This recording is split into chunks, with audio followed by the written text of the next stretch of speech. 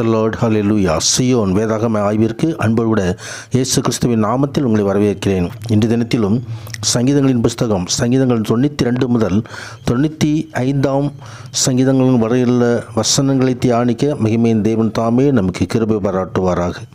92வது சங்கீதம் ஓய்வு நாளின் பாட்டாகிய சங்கீதம்.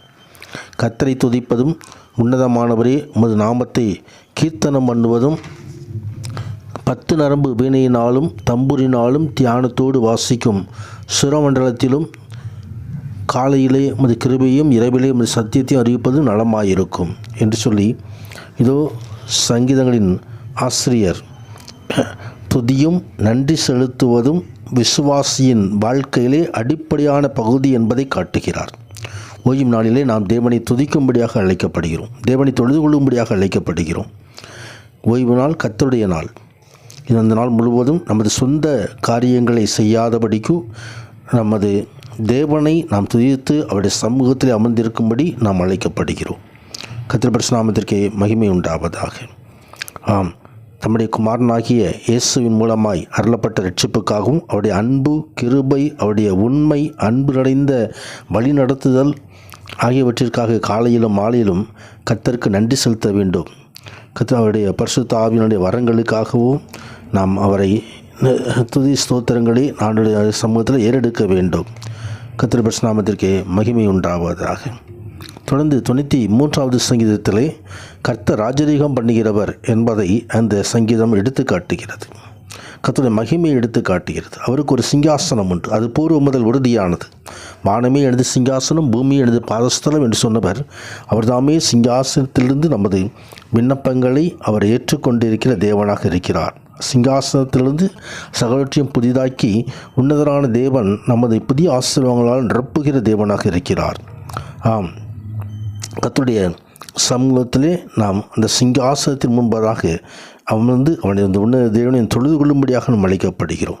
பரிசுத்தமானது நித்திய நாளாக கர்த்தருடைய ஆலயத்தில் அலங்காரமாக இருக்கிறது. பரிசுத்த அலங்காரத்தோடு நாம் தொழுது கொள்ள வேண்டும். கர்த்தர் பரிசுத்த நாமத்திற்கு மகிமை உண்டாவதாக. 94வது சங்கீதம். அது உலகத்திலுள்ள எல்லா அநியாயம், மிருகத்தனம் மற்றும் துன்மார்க்க கொடுமையால் விசுவாசிகள் மிகுந்த துயரம் அடைந்திருக்கிறார்கள். அவர்கள் தேவனை நோக்கி பொல்லாப்பு மேற்கொள்வதை தடுத்து நிறுத்தவும் தவறை பழி தீர்க்கவும் வேண்டி தொடர்ந்து ஜெபிக்கிறார்கள். தேவன் தம்மை நோக்கி இரவும் பகலும் கூப்பிடுவர்களாகிய தம்மால் தெரிந்து கொள்ளப்பட்டவர்களுக்கு நியாயம் செய்வார், மேலும் சீக்கிரத்தில் நியாயம் செய்வார் என்று சொல்லி லூக்கா 18ஆம் அதிகாரம் 7வது 8வது வசனங்களிலே ஆண்டவராய் கிறிஸ்துவானவர் குறிப்பிடுகிறதை நாம் பார்க்கிறோம். அதே போல் வெளிப்படுத்தின விசேஷம் 6ஆம் அதிகாரம் 10வது 11வது வசனத்திலும் நியாயத்தின் மீதுள்ள நமது அர்ப்பணிப்பின் காரணமாக தவறாக நடத்தப்படுகிறவர்கள் மீது இரக்கத்தின் காரணமாகவும் கிறிஸ்துவானவர் மறுபடியும் இந்த உலகத்தை நீதியாக ஆளுகை செய்யுமாறு நாம் ஜெபிக்கும்படியாகவும் இந்த அதிகாரம் நம்மை தூண்டுகிறது. கர்த்தர் பரிசுத்த நாமத்திற்கே மகிமை. நீதியை சரிக்கட்டுகிற தேவனாகி கர்த்தாவே, நீதியை சரிக்கட்டுகிற தேவனே பிரகாசியும் என்று சொல்லி ஆரம்பித்து அவர்களுடைய அக்கிரமத்தை அவர்கள் மேல் திருப்பி அவர்களுடைய பொல்லாப்பு நிமித்தம் அவர்களை சங்கரிப்பார், தேவனாய் கர்த்தரே அவர்களை சங்கரிப்பார் என்று சொல்லி முடிகிறது. கர்த்தர் பரிசுத்த நாமத்திற்கு மகிமை உண்டாவதாக. தொடர்ந்து 95வது சங்கீதம். கர்த்தரை கம்பீரமாய் பாடி நம்முடைய இரட்சணிய கன்மலையை சங்கீதம் பண்ண காடவ வாருங்கள் என்று சொல்லி இந்த ஆராதனை சங்கீதம் நம்மை அழைக்கிறது. நம்முடைய ஆராதனையும் துதியும் கர்த்தருக்கு கீழ்ப்படிதலான இதயத்திலிருந்து வேறெடுக்கப்பட வேண்டும், உறுதியாக செய்யப்படும் நம்மை அழைக்கிறது.